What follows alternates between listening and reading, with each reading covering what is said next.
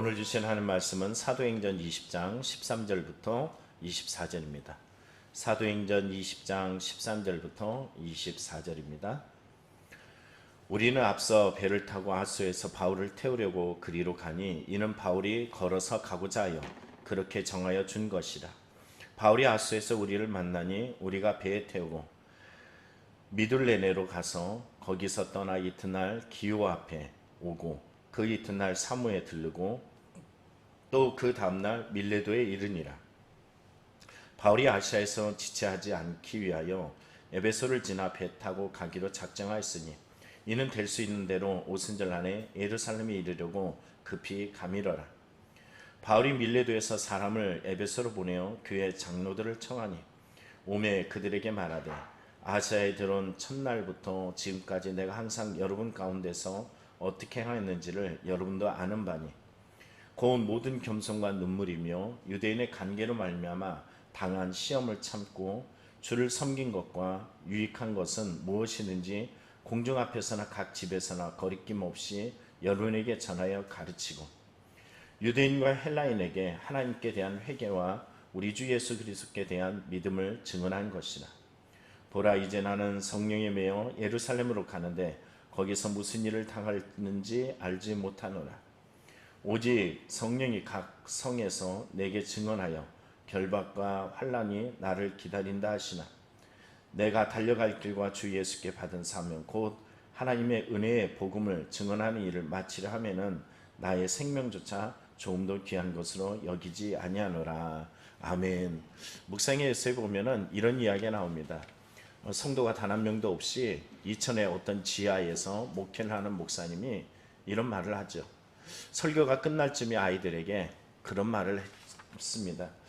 아빠는 행복해 보이는지, 그리고 또 하나는 우리의 형편은 어떻게 생각하는지 묻습니다. 근데 아이들은 뭐라고 이야기하느냐면 우리의 형편에 대해서 크게 부족한 것이 없다라고 이야기하고 또 아빠도 행복하다라고 표현을 합니다. 자, 이 모습이 저의 모습 속에서도 한번 스스로를 돌아볼 수 있는 계기가 되었어요. 우리의 삶이라는 것이 어떤 세상적인 가치와 기준을 가지고 우리는 행복하다 또는 우리가 세상적인 모든 것들이 다 채워졌다, 채워지지 않았다로 인해서 자신의 형편을 논한다라고 이야기한다면 우리는 우리의 신앙에 뭔가가 문제가 있지 않는가라는 것을 생각해 봐야 됩니다. 이분은 성도가 단 한 명이었고 가족들만 모여서 예배드리고 그리고 가진 것이 없어 보이지만 아이들이 바라보는 그 아빠 안에 담겨진 사명, 그 모습이 그 아이들에게 모든 것을 도리어 풍요롭게 만들었다는 것이죠.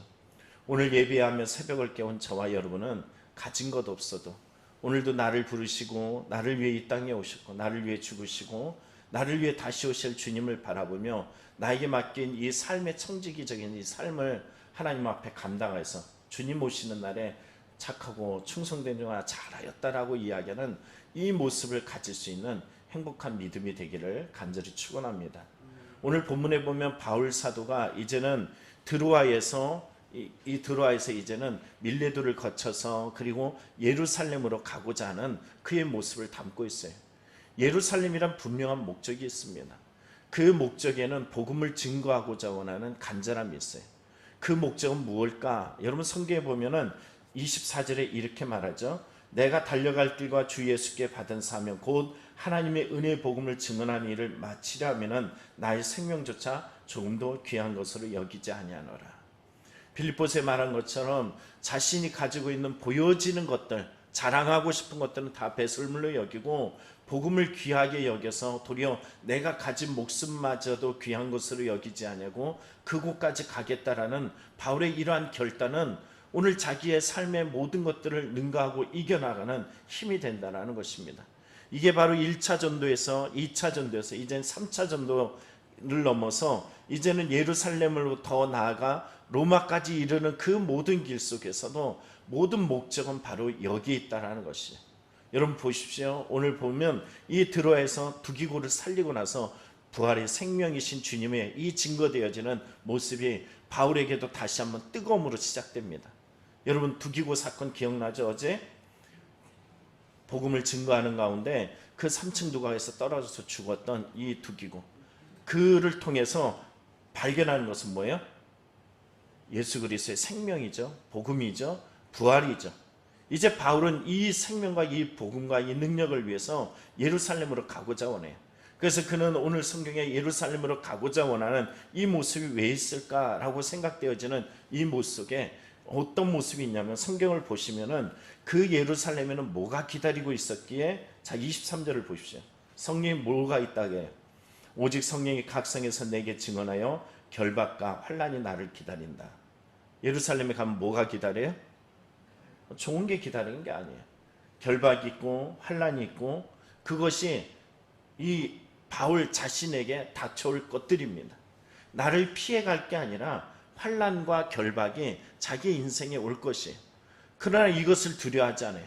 거기에 무엇이냐면 하나님의 뜻이 있고 복음이 있고 부름이 있고 생명이 그 안에 있기 때문에 그곳에 나가려고 하는 것입니다.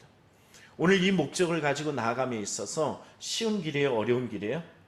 어려운 길이에요. 쉽지 않은 길이에요. 그래서 바울은 이 길을 가기 위해서 오늘 성경을 13절을 보십시오. 우리는 앞서 배를 타고 아소에서 바울을 태우려고 그리로 가니 이는 바울이 걸어서 가고자 하여 그렇게 정하여 준 것이라. 다시 말하면요, 바울은 아소까지 감에 있어서 바울 일행은 뭐를 타고 이동했다? 배를 타고 이동했어요. 바울은 걸어서 갔어요. 왜 혼자서 걸어갔을까? 많은 신학자들은 이렇게 말합니다. 왜 바울이 이 험난한 길을 그곳에 갔을까? 이제는 예루살렘에 가면 큰 환난과 어려움에 직면한 그 시간을 혼자서 감당해야 될 그 시간을 하나님을 더 의뢰하고 바라보고 나아가는 시간이라는 거예요. 우리는 성경에서 보잖아요. 우리는 마태복음에서 우리가 주기도문을 배울 때 깨우친 게 있죠. 너희는 이렇게 기도하라 라고 말씀하시면서 너희는 달라야 돼 라고 이야기하셨어요. 예수님께서 그들을 염려하면서 주기도문을 알려줬는데, 다른 사람들은 어떻게 기도해요? 사람들이 보는 앞에서 자기를 드러내는 기도를 해. 자랑질하는 기도를 해. 그게 과연 주님을 위하여 한 것이냐? 아니라는 거죠. 너희는 달라야 돼 라고 이야기하면서 골방 기도를 해 라고 이야기했어요. 이 골방 기도처럼 바울의 삶에 예루살렘이란 환난과 그의 삶 속에 결박이 기다릴 때 이 예루살렘을 가기 위한 마음의 다짐, 그 예수님께서 십자가를 지시기 위해 나아갔던 그 외롭고 지친 길에 다시 한번 주님의 힘, 자신의 그 부름 앞에 지나가는 그 순간순간의 걸음걸음마다 주님을 더 담아내는 시간이라는 것입니다. 우리의 인생이 외롭고 지치고 힘들 때 여러분, 나는 혼자야 라고 생각되어질 때가 있어요, 없어요? 있단 말이에요. 근데 그때가 어느 때냐면은 그 골방 속에서 주님을 더 깊이 만나야 될 때입니다. 바울은 이렇게 아소까지 가는 그 외롭고 지치고 혼자 있는 길을 통하여서 오늘 본문 이후에 나타났던 결박, 환난, 그리고 자신의 달려갈 그 사명에 대해서 흔들림 없이 더 견고하게 세워가는 시간으로 삼았다라는 것이죠. 오늘도 우리가 그런 신앙을 세워가길 원합니다. 하나님, 왜 나를 이렇게 외롭게 하시나요? 나를 왜 이렇게 절박하게 만드시나요? 나를 왜 이렇게 지치게 만드시나요? 어제 갑자기 제가 인스타를 딱 틀었는데 거기 어떤 기도문이, 영어로 기도문이 쭉 올라오더라고요. 하나님이라고 부르면서 이 시간이 쉽지 않습니다. 이 시간이 너무 힘듭니다. 왜 나를 이런 시간으로 몰아가시나요? 이런 이야기를 하는 거예요. 그런데 내용의 결과는 뭐냐면 하나님을 그래도 신뢰합니다. 주님을 바라봅니다. 이런 내용이에요. 여러분, 오늘 바울 사도가 그런 마음으로 아소를까지 걸어갔던 그 마음, 그리고 그곳에서 이제는 더 나가서 미둘레네로, 더 보면 15절에 기호로, 그리고 3호로 해서 결국 밀레도에 이르게 되었어요. 이 밀레도에 이르려면 밀레도에서 바로 배를 타고 어디로 가냐면은 예루살렘을 향하여 나아가는 배를 타면 됩니다. 그런데 바울은 어떻게 합니까? 이곳에 에베소에 있는 그 장로들을 부르게 되었어요. 왜 불렀냐 하면은 에베소를 원래 거쳐서 가야 돼요. 왜요? 그가 그곳에서 엄청 고난과 환난을 당했기 때문에 그것을 그냥 지나가지 못합니다. 그러나 그냥 가고 밀레도로 에베소의 장로들을 불렀던 것은 예루살렘을 향해 달려감에 있어서 그 목적을 이루는데 혹시라도 걸림이 될까요? 그래서 시간을 단축하기 위해서, 언제 도착하기 위해서? 오순절에 도착하기 위해서. 왜 하필 오순절일까? 여러분, 성경에 보니까는 예, 사도행전 1장 예수님께서 말씀하시죠. 야, 이곳을 떠나지 말고 기다려. 그리고 기도해서 성령이 임하였을 때 3,000명의 성도들이 변화됐던 이 시점이 언제예요? 오순절이었어요. 디아스파르 유대인, 흩어졌던 유대인들이 다 몰려서 복음의 전초기지를 이루게 되었고, 그리고 우리가 잘 알고 있는 로마 교회가 언제 섰다라고 말합니까? 이때 이곳에서 변화된 이들이 로마로 가서 아마도 그곳에서 바울이 증거하지 않았어도 세움받은 걸 거야, 이렇게 예상하고 있는 것이, 오늘 우리도 마찬가지입니다. 우리는 무엇을 하든지 내가 원하는 것, 바라는 것이 아니라 하나님이 원하는 것, 하나님의 좋은 일이 뭘까, 이걸 생각해야 돼요. 가끔 가다 보면 여러분 이 들려오는 소식들이 있어요. 우리 교회 이야기 아니라 목회자들도 그러고 교회들도 그러고 여러 소식을 들리면은 그래요. 자기 소리가 너무 강해가지고, 그리고 또는 목회자들이 자기 이익을 너무 꾸미다 보니까는 이 문제로 인해서 교회가 어마어마한 타격을 받는데, 정치적인 목적 때문에 복음을 방해하고, 또 성도들은 자기의 심리적인 또는 자기의 목적, 원하는 것들을 얻기 위해서 누가 나가든 말든 상관없이, 상처를 입든 말든 상관없이 그냥 자기의 그 고집스러운 행동들을 그대로 하는 경우들을 많이 봐요. 그들의 목적은 예수가 목적이 아니에요. 철저하게 자기의 명예, 권력, 자기의 이익, 자기의 마음의 흡족함, 철저하게 자기적이죠. 그러나 바울 사도는 그러지 않습니다. 오직 오순절에 도착해서 복음을 극대화해서 증거하고자 원하는 이 마음이 중심이었어요. 그래서 성경에 보면 밀레도에 장로들을 장로들을 만나게 되었고, 그곳에서 회고하면서 이야기하는데 어떤 말을 합니까? 자, 오늘 성경에 보니까 이렇게 말합니다. 19절을 보십시오. 그 모든 겸손과 눈물이며 유대인의 관계로 말미암아 당한 시험을 참고 주를 섬긴 것과 유익한 것은 무엇이든지 공중 앞에서나 각 집에서나 거리낌 없이 여러분에게 전하여 가르치고, 유대인이나 헬라인에게 하나님께 대한 회개와 우리 주 예수 그리스도에 대한 믿음을 증언한 것이다. 이거는 에베소에 있는 장로들이 다 아는 내용이에요. 바울이 어떻게 설교했고 어떻게 목회했고 어떻게 살았는지 보여주는 거예요. 이것을 누가 한다고요? 에베소의 장로들, 지도자들이 다 알고 있어요.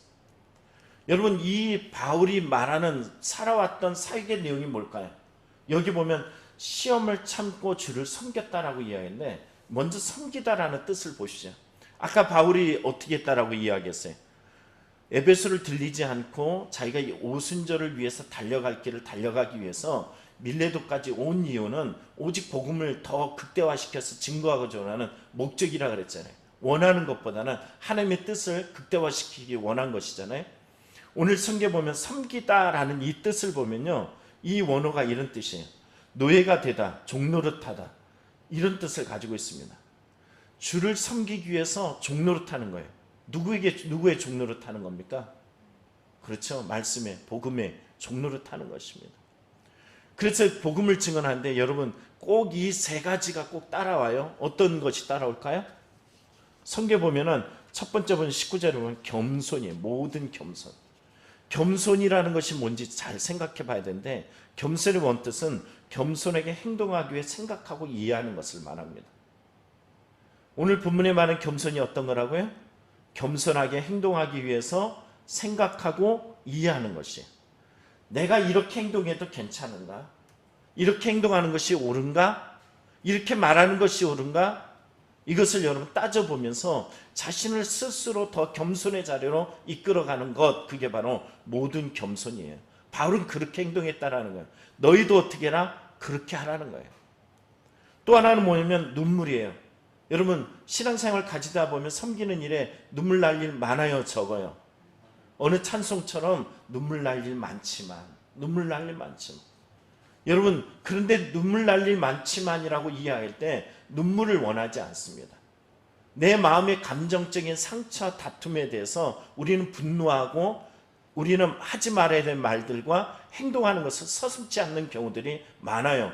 그리고 지나서 속상해하고 힘들어하는 경우들이 있습니다. 그런데 여기에 먼저 바울은 뭘 가졌다고요? 눈물이에요. 주님 앞에 눈물 흘릴 수 있어야 돼요. 혹시 자기가 잘못된 행동을 했다는 것을 깨달았다면 이 또한 우리는 더 늦지 않도록 하나님 앞에 회개해서 재차 반복되지 않는 이 심리적 요인들을, 자기의 감정적 요인들을 하나님 앞에 내어 맡겨서 여기 말하는 겸손이라는 말처럼 겸손하게 행동해서 다시 한번 생각하고 이해하는 이런 모습들이 우리에게 필요합니다. 또 하나는 뭘까요? 신앙생활에 있어서 유대인의 관계로 말미암아 당하는 시험이라는 이 시험이 옵니다. 그러나 섬기기 위해서 우리는 이것이 오는 것을 당연하게 생각하며 항상 깨어 있어야 될 줄 믿습니다. 바울사도 에베소 장로들이 바로 이러한 모습을 갖출 것을 요구해요. 내가 이렇게 했어, 내가 이렇게 했어, 너희들도 그렇게 해. 오늘은 이 새벽에 깨우는 우리들에게도 너희도 그렇게 이 말이에요. 유익한 것은 무엇이든 공중 앞에서나 집에서나 거리낌 없이 전하고 가르쳤다. 또 하나는 뭐예요? 21절에 보면은 회개하고 믿음에 대한 증거를 했다라고 이야기해요. 거리끼고 주저하는 것들을 그냥 그 말들을 그들에게 말했다는 거예요. 잘못된 거, 어긋난 거, 이것을 바울 사도는 그들에게 바른 가르침을 위해서 했다라는 것입니다. 그게 곧 회개고 그게 곧 믿음의 증거를 위한 것입니다. 이제는 예루살렘으로 달려갑니다. 여러분 보라, 22절 말이죠. 보라, 이제 나는 성령이 메어 예루살렘으로 가는데. 여러분 바울이 어디로 간다고요? 그곳에 뭐가 기다린다고요? 환난과 결박이 기다려. 가고 싶겠어요? 안 가고 싶겠어요? 그런데 간다 안 간다? 간다. 왜? 누가 이끌기 때문에? 성령이 이끌기 때문에. 성령 충만하다는 말은 바로 이거예요. 내가 원하는 대로 살아간다면 그 사람은 아무리 기도해도 성령 충만하지 않은 거예요. 내가 원하고 싶은 것만 바라면서 살아가는 인생은 도리어 하나님께 버림받은 자의 모습입니다. 오늘 도리어 내가 원하는 것이 아니라 주님이 원하는 것이 무엇인지 분별하여서 하나님 앞에 순종하고 살아가는 저와 여러분, 바로 그것이 사명자의 신앙입니다. 오늘 이 삶을 여러분이 오늘도 살아내는 복이 있기를 간절히 축원합니다. 기도하겠습니다.